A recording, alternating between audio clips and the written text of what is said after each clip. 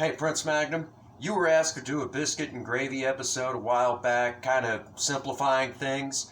When are you going to get on that? Well, we're going to get to it right about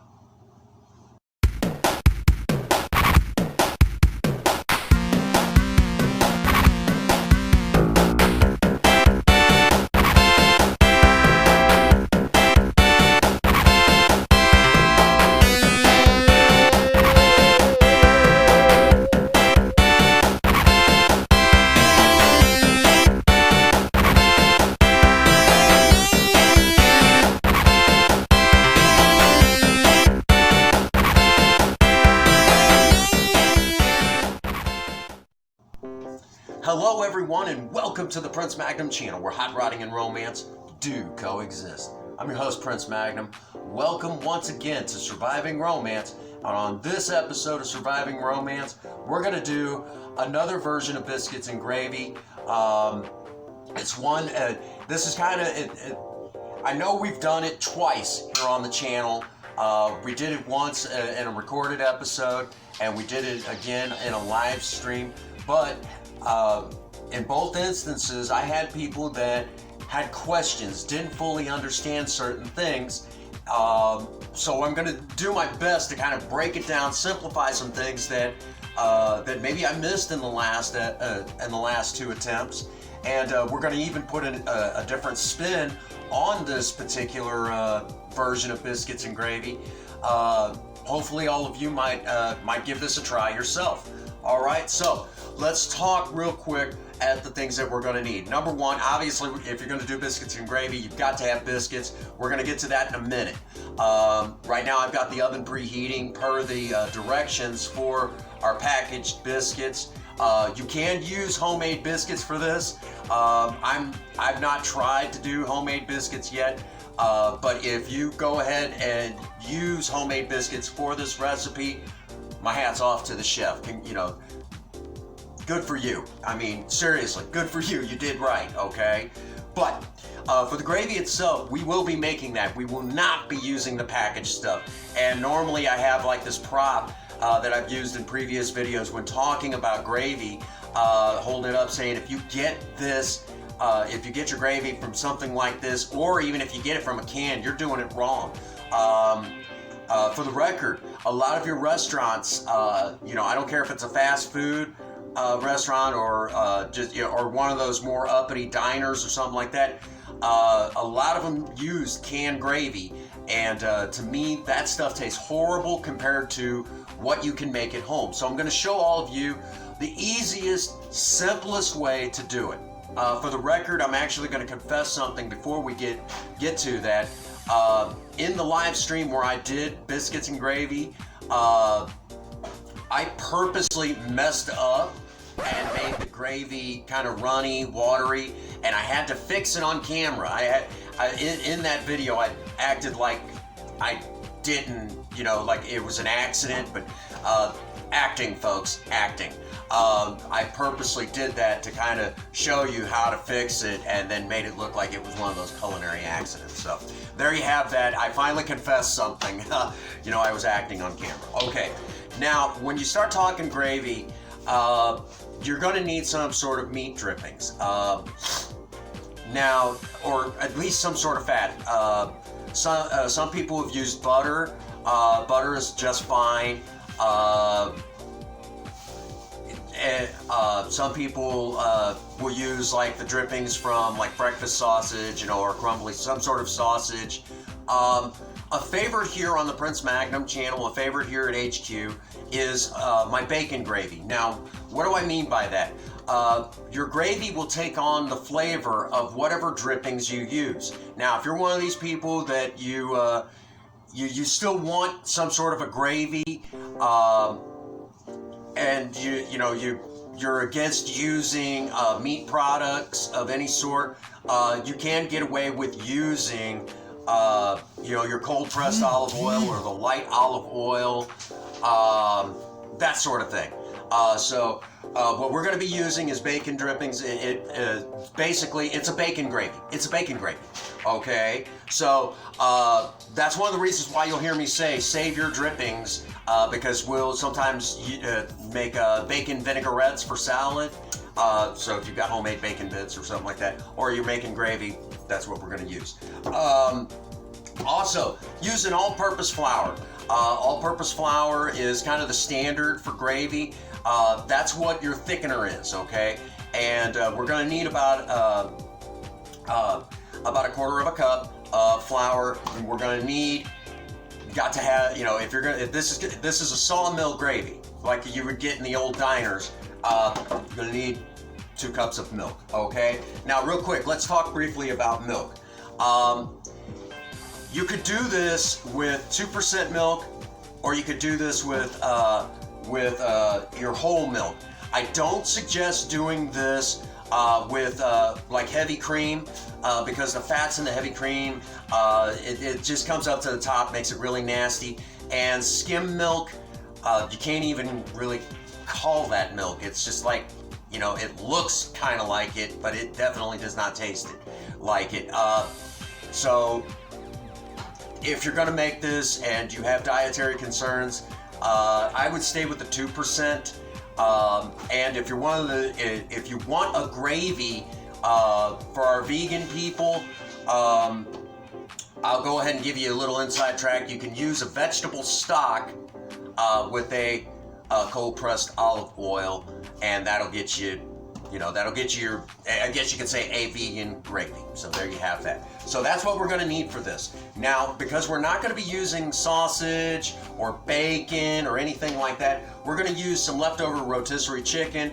I've got it in a bowl, got it out warming, and here in just a moment, we're going to go ahead, because I just heard the preheat go off, we're going to be putting the biscuits in the oven. So I'll, typical of what you see on any cooking show, we're going to fold some time and space.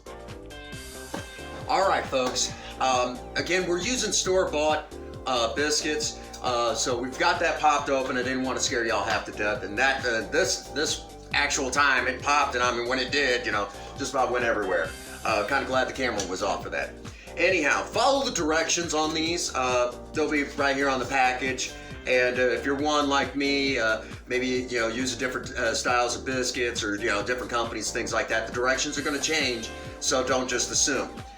So we had to preheat the oven to 350 degrees, and going by the directions on this particular package, we're going to be going 13 to 17 minutes. Why do they say that? Because of the simple fact they don't know. How's your oven going to work? Every oven's a little bit different. So I'm going to go ahead and set my timer for kind of the in-between mark. I'm going to be shooting for 15 minutes. That's a good kind of general rule of thumb. I always kind of shoot, but when you get closer to that, that first marker where it says start checking in on it, okay? But be careful, oven opening is evil. So let's go ahead and set our timer. I'm going to go ahead and shoot for 15 minutes, as I said, but I'll check in it on at 13 minutes in case they're already done. This one in particular, brand isn't important. It's the jumbo style butter. Okay, so I'm gonna go ahead and slide these in, and here in just a few moments, basically by folding time and space again, we'll be pulling these out, setting them aside, kind of letting them cool down just a little bit, and we'll get to work on the gravy. So that'll be the next clip. All right, folks, we're now at the stage where we need to go ahead and pull our biscuits out, or otherwise they'll burn. So I'm going to go ahead and clear all that off and pull our biscuits out. Now that looks great, doesn't it? This is what we're looking for.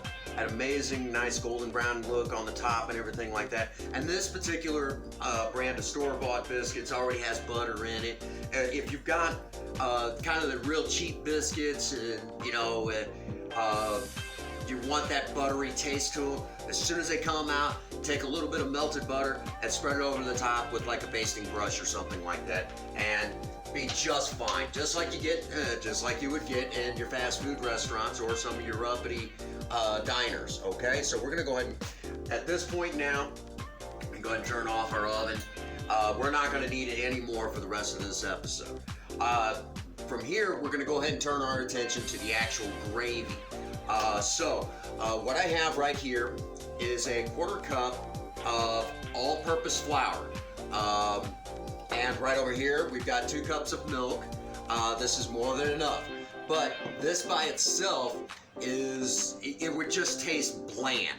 We need some sort of fat to carry the flavor. So again, we're going to use bacon drippings. Okay. So this is the reason why one of the major reasons why we save our bacon drippings here at HQ. So I'm going to go ahead and use a grand total of 2 tablespoons. We're going to go ahead and get this over high heat to melt this down. Okay, and I know this looks really nasty, but trust me, it's not so bad. Now, while I'm doing this, I want to also tell you all, for the longest time I did not like gravy, and a lot of it is because the people that usually made it really greasy. And how do you do that? By using too much drippings. So don't go more than 2 tablespoons. For this particular recipe, even 2 tablespoons is a little much. That's kind of our flavor here. Typically, the recipe that I got this from calls for 1. So we kind of like a little bit more than that, but there are some people, they use way too much. So don't do that, because again, just like you use in heavy cream for gravy, it'll all float up to the top. Now, if you want a brown gravy, now instead of using just 2 cups of milk, change this out for 1.5 cups of either beef broth, chicken broth, or vegetable broth, whatever your flavor is, and then add in 1/2 cup of milk in the middle of the recipe. So what we're going to do now is obviously we're going to melt this down and get this into a liquid form. And we're using our old friend, the cast iron skillet. This is definitely where cast iron shines. Now, for those who have made gravies before and that sort of thing, I'm going to say right now, all of you are familiar with the fact that gravy, when it starts to cool, automatically starts getting very, very thick. As a matter of fact, there's a particular chef that was on the Food Network, Alton Brown. He actually was making jokes about the fact that as it cools down, by the time you get the rest of the food to the table, the kids are kicking the gravy around the living room. So this is where cast iron really shines. So if you do have any leftover gravy, it'll stay. It won't cool as fast because cast iron, as we know, is great at holding on to heat. So now that we've got this melted down, I'm going to go ahead and kind of turn this down a little bit to kind of a medium high, and then I'm going to take a whisk and my flour, and I'm going to sprinkle it on right like that. Kind of stir around, coating up the starch granules. Okay. Now this is important to do this. It's not going to look the prettiest, I'm afraid. It's just kind of how this goes. We're making a kind of a roux, and what's important about this and making a roux, there's other forms of how to do this. Honestly, looking at them, they're more complicated than they really should be. Now, we've got this all coated up, and we don't want this to darken, so we're going to be moving kind of quick on this. And it's going to look ugly at first, but go a little at a time, and right like that.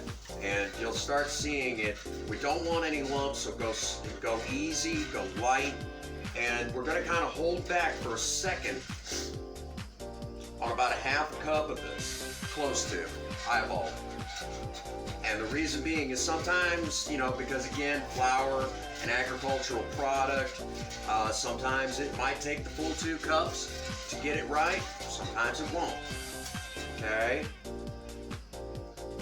we go. And there, see, right about there. We'll hold back. We're probably going to end up using it anyways as this thickens.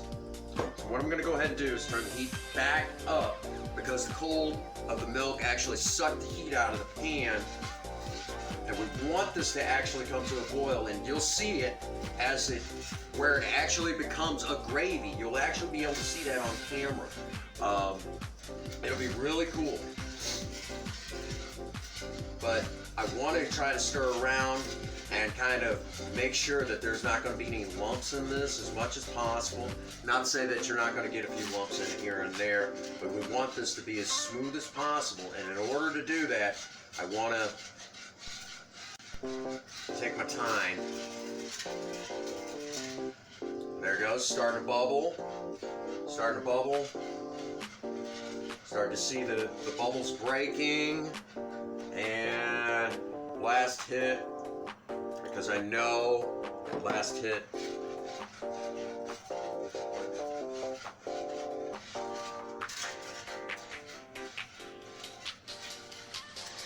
And as the temperature rises, I can actually kind of step aside on that. And you'll actually see it happen right on camera. You'll actually see it become gravy. Not a joke.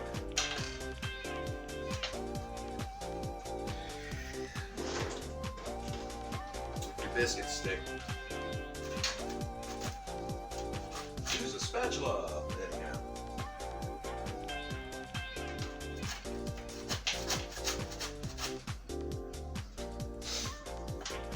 And there it is.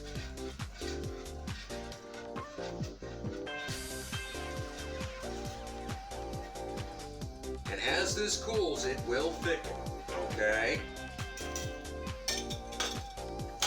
So I can actually kill the heat from here and let it begin cooling. And you'll literally see where it gets thick on you. It looks watery now, but don't worry. Trust me when I say that it'll get nice and thick as it cools. All right, now at this stage of the game, as it's beginning to cool, obviously don't stare at it and talk it to death like I am.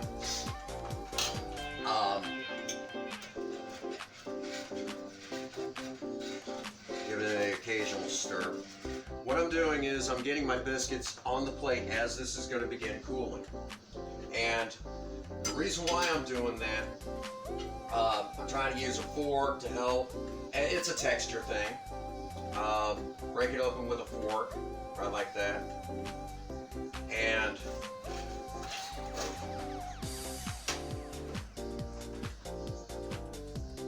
just like that.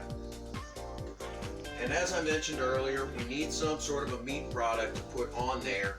Don't put it in the gravy. I know there's some people that do that, and don't do that. Kind of a waste. As I mentioned, we have some rotisserie chicken that it's already been cooked. We bought a rotisserie chicken the other day and got some leftover chicken from that. So we're going to go ahead and add that now to our to the top of our biscuits. You could do this with like country steak, breakfast sausage, that nice crumbly sausage. Amazing that way. We've done it with homemade bacon, homemade bacon bits. Another great to have. Just like that. Put as much on there as you want, or as little as you like, whatever, And just like that, we're all loaded up. Now, because this is hot and this is not, we're going to use our oven mitt again to protect our hand. Okay, just like that. And sliding this out of the way, we're going to go ahead and pour on the goodness. Just like that.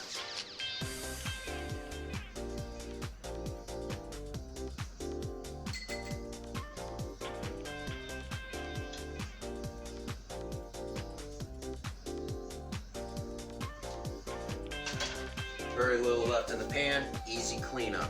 Perfect for a dinner for two. Now would also be a great time to take a little bit of black pepper, freshly ground of course, and right over the top for that nice rustic taste that we all enjoy. Actually, I'm going to go ahead and put the rest of that one on there and go ahead and use it up. Waste not, want not, right?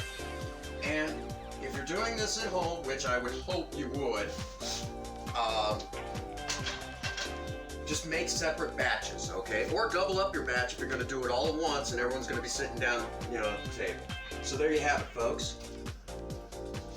A nice biscuit and gravy, easy made, at home. So now you have no excuse to not, make this for breakfast, lunch, dinner, and you don't have to go out to some sort of fast food restaurant or some diner. You could do it at home. So, if this is an inspiration enough for you to get into the kitchen and cook something special like this for your other half, I don't know what is. All right, that brings us to the usual spot. Be sure to check out these fine following folks right here. These are important people within the Maverick Nation who continue to push me to strive to do better than ever before. Also, I'd also like to give a special birthday shout out to this gentleman right here, my good buddy Choice from Choice Games. Happy birthday, buddy. I thought I'd give you a special shout out because for those who do not know, Choice Games, he continues to, he always tells me, Prince Magnum, you do amazing work. And I can't thank him enough for continuing to push me to do what I do. And he's even helped me network a great deal. So a special birthday shout out to you, buddy. Also, as usual, get out there and work on a project. I don't care what it is, just do something with yourself. Remember, idle hands and a creative mind go together like oil and water. If you have a sweetheart, sweep them off their feet. Do something special for them today. Maybe you might make them some biscuits and gravy. And as always, for all of you out there, if no one out there has told you that they love you today, Prince Magnum does. God bless you, and have a happy 24. Thank you.